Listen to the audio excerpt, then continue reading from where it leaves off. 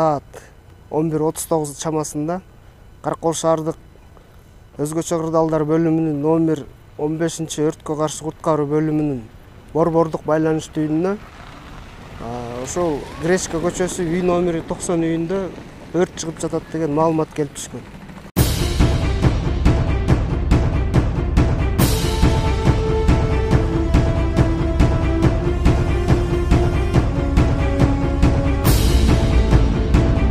Өзүңүздөр көрүп тургандай ошо көшөнчүлөр күйгөн. Өрт эмнеден чыкканы азырынча такталууда.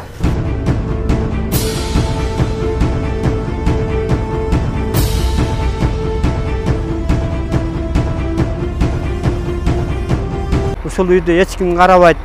Бышактан момуштар күндө арак ичишет.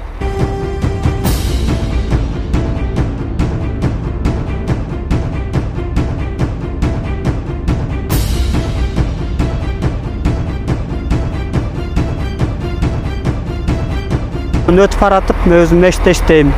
Өрт өчүргүчтөрүн чакырып, 5 мүнөттүн убактысында өчүрүп салышты.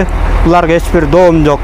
Алла разы болсун өрт өчүргүчтөргө, жакшы кызмат кылганына Алла разы болсун.